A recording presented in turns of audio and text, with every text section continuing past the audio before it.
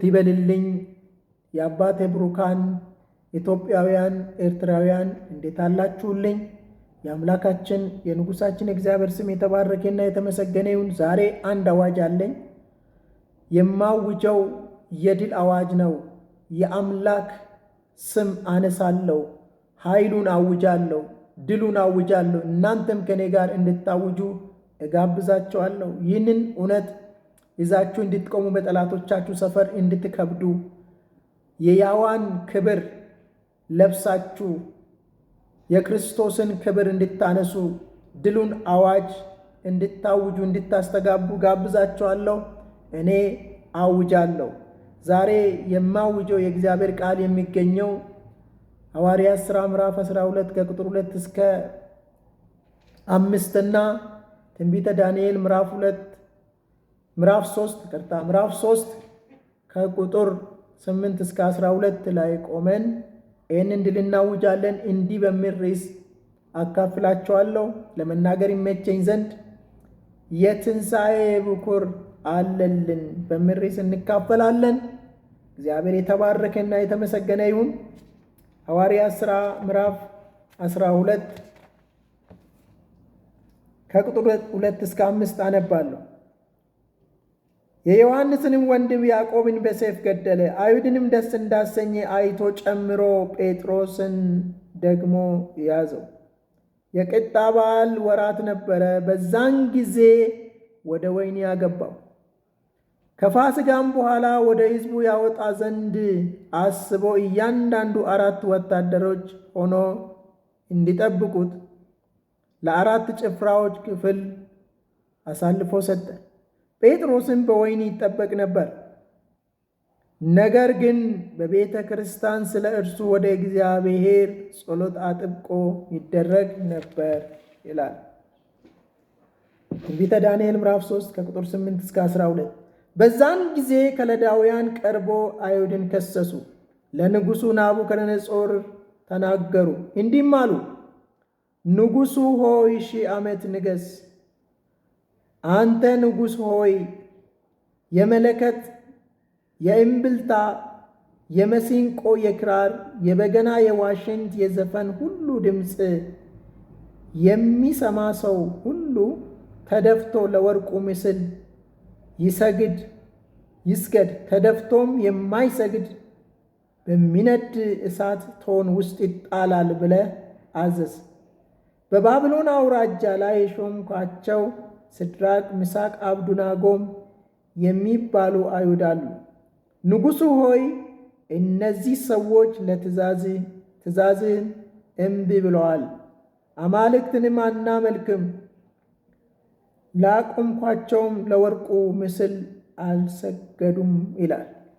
ጌታ ሆይ እናመሰግናለን። ክብር ላንተ ለንጉሣችን ለገነንከው ለከበርከው ይሁንልህ። ዛሬ እናውጃለን። አንተ የትንሣኤ በኩር እናመሰግናለን። ለእኛ ነገር ትንሣኤ ያገኛል። እነሆ አቤቱ በፋሲካ ማግስት እነሆ ጌታው የታሰበ አዋጅ፣ በደስታችን ማግስት የታወጀ አዋጅ፣ የክፉ አዋጅ በአንተ ይሻር ዘንድ እነሆ ተችሏል። የተቻለውን እናወራለን፣ የሆነውን እናወራለን፣ የተፈጸመውን እናወራለን። ዛሬ ይሄ አዋጅ የጠላትን ደጅና የጠላትን ክፉ ምክር ያፈርስ ዘንድ የፈሩቱ የደነገጡት በዚህ ቃል ይወጡ ዘንድ በፊት ጸለይኩ። የሚሆነው ሁሉ ለአንተ ክብር ይሁን፣ ያው ጌታ በኢየሱስ ስም አሜን። እግዚአብሔር የተባረከና የተመሰገነ ይሁን። እንግዲህ በመግቢያ ላይ እንደተናገርኩት የትንሣኤ በኩር አለልን በሚል ርዕስ ስንካፈል በዚህ ክፍል ላይ ሐዋርያት ሥራ ምዕራፍ 12 ቁጥር 2 ጀምሮ ስንመለከት የዮሐንስ ወንድም ያዕቆብን በሰይፍ ገደለ ይለናል። በሰይፍ ከገደለ በኋላ አይሁዶች ደስ እንዳሰኛቸው ባየ ጊዜ ጴጥሮስን ደግሞ ያዘ ይለናል።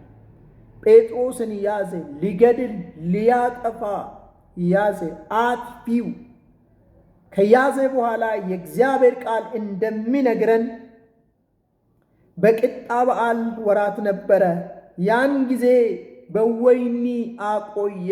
በወይኒ እንዲቆይ በወይኑ ተወስኖ እንዲቀመጥ ተደረገ። ወይኒ ውስጥ ጣለው ይለንና ከፋሲካ በኋላ ወደ ሕዝቡ ያወጣ ዘንድ ለእያንዳንዱ 4 ጭፍራዎች ሆኖ እንዲጠብቁት ለ4 ጭፍራ ክፍል አሳልፎ ሰጠ ይላል። አሳልፎ ሰጠ። ለመግደል ፕሮግራም፣ የመግደል የማጥፋት የማረድ ፕሮግራም ያዘበት በጴጥሮስ ላይ።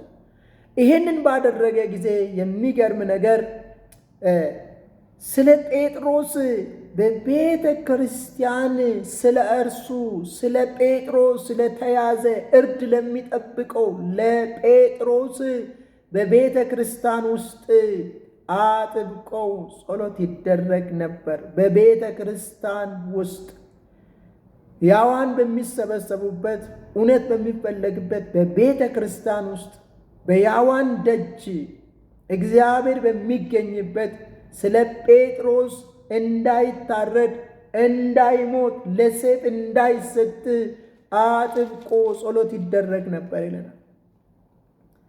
ስለዚህ ይህን ካለ በኋላ የሚገርም ስለ ጴጥሮስ ተደረገ።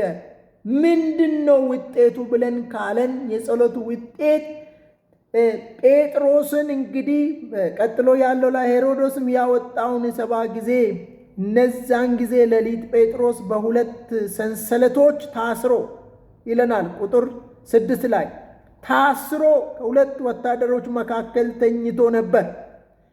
ይሄ የጸሎቱ ውጤት ነው። ጠባቂዎች በደጅ ፊት ሆኖ ወህኒ ይጠብቁ ነበረ። እነሆ የጌታ መልአክ ቀርቦ በቤት ውስጥ ብርሃን አበራ። ጴጥሮስም ጎኑን መትቶ አነቃው ይላል። ከዛም በኋላ ፈጥኖ ተነሳ አለው ይለናል። ፈጥኖ ተነስ፣ እንዳትሞት፣ እንዳትታረድ፣ እንዳትጠፋ ፈጥነ ተነሳ አለው። ወዲያውኑ ጴጥሮስ እንደተነሳ የእግዚአብሔር መልአክ የእግዚአብሔር መልእክተኛ መጥቶ በብርሃን በቤቱ ውስጥ በታሰረበት ታስሮ ተጥሎ ባለበት ብርሃን አበራ። ከዛም በኋላ ጴጥሮስን ጎኑን ነካ። ተነስተ ልበስ አለው ይላል። ከዛም በኋላ ጴጥሮስን ይዞ ወጣ። ዛሬ አንድ ኃይል ይዞን የሚወጣ ካለንበት ከፈራንበት ከደነገጥንበት ነገር የሚያወጣ ኃይል አለ።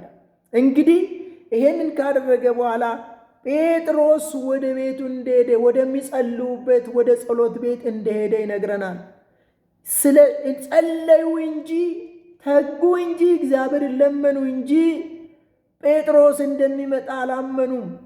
ገረዲቷ ወጣ በሚያንኳኳበት ጊዜ በሩን ለመክፈት ስትወጣ ጴጥሮስ እንደሆነ ካወቀች በኋላ ስትናገር ይጸልዩ የነበሩ ሰዎች እስከማያምኑ ሆነ። ጴጥሮስ ተፈታ። ጴጥሮስ ወጣ። ዛሬ ምን ልትለኝ ነው የፈለጋችሁ ካላችሁኝ፣ በታሰበባችሁ ላይ እግዚአብሔር መጥቶ ታሪክን ይቀይራል። ሞታችሁ ይሻራል። ትንሣኤ ይሆናል። ሞት ላይነካችሁ የትንሣኤ በኩር ጌታ ኢየሱስ በደጃችሁ በቤታችሁ ይነገራል።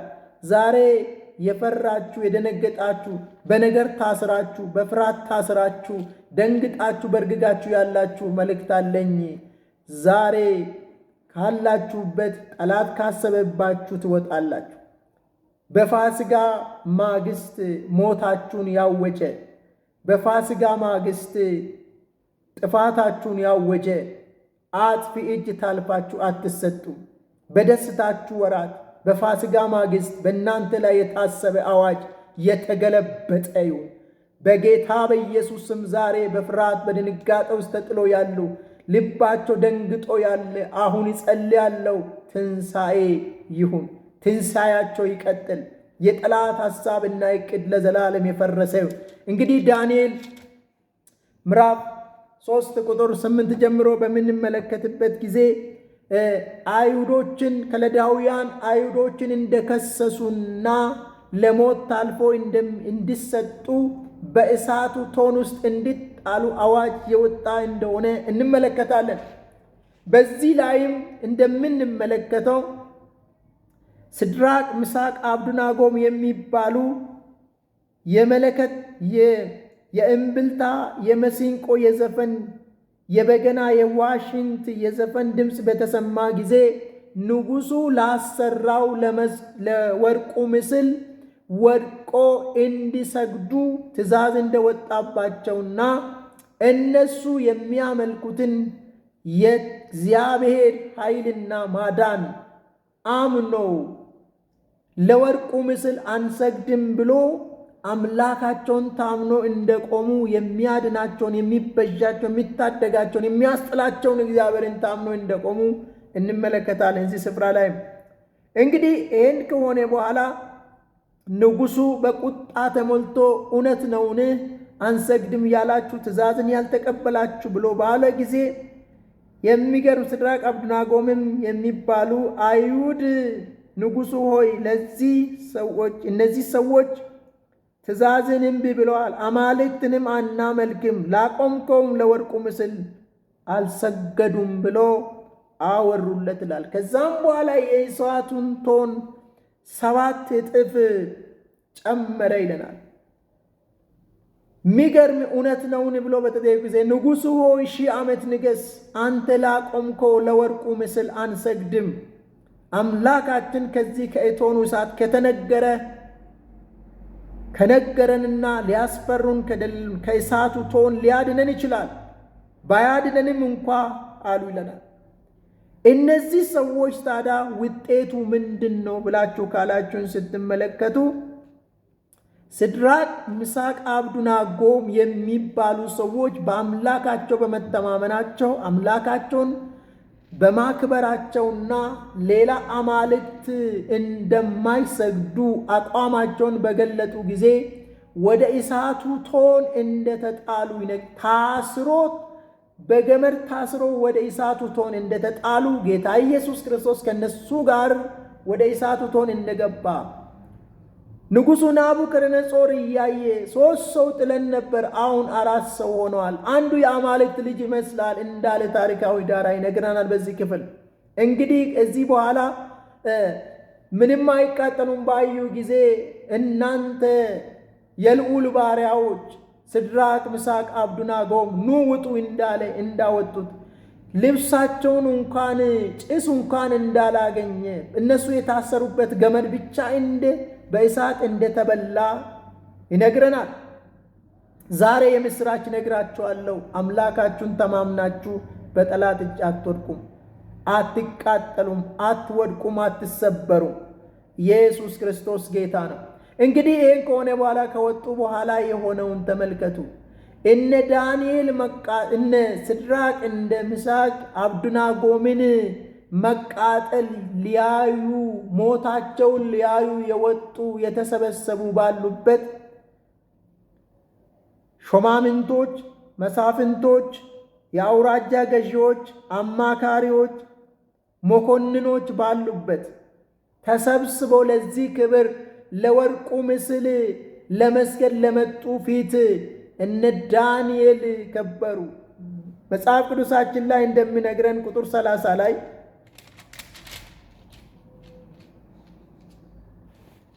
በዚህ ምዕራፍ 3 ቁጥር 30 ላይ ስንመለከት እንዲህ ይላል፣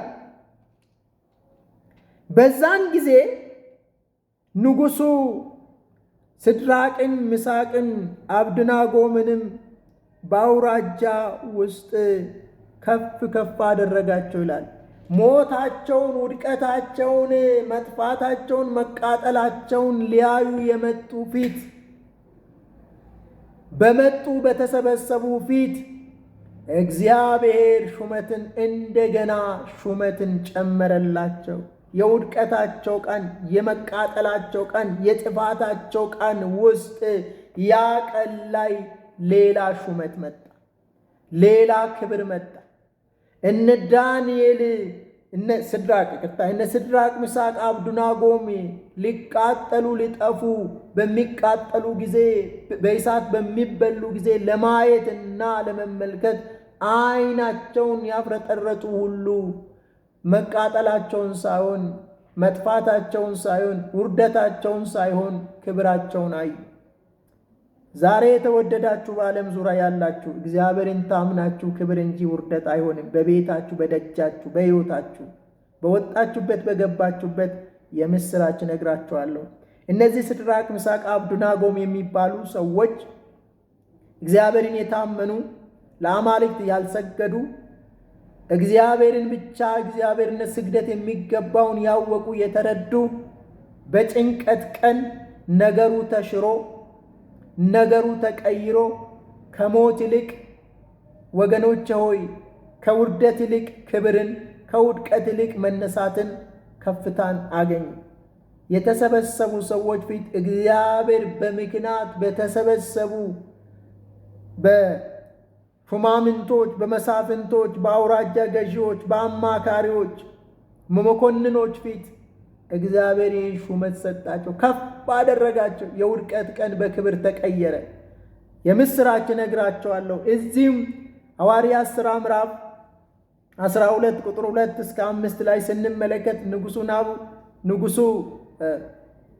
ሄሮዶስ እነዚህን የዮሐንስ ወንድም ያዕቆብን በሰይፍ ከገደለ በኋላ ጴጥሮስን እንደገና አይሁዶችን ደስ እንዳሰኘ ባየ ጊዜ የታሰበበት ሞቱ ታስቦ ባለበት ጊዜ የሞት ቀኑ እየተጠበቀ ባለ ጊዜ የጌታ መልአክ ገባ። ሞቱ ቀረ፣ መታረዱ ቀረ፣ መሰወቱ ቀረ። ላይሰዋ እግዚአብሔር ከለከለ። ዛሬ ነገራችሁን ይከለክላል። ርዕሴን እንዳልኩት የትንሣኤ በኩር አለልን በሚል ስንካፈል አሸናፊው ኢየሱስ አሸንፎታል።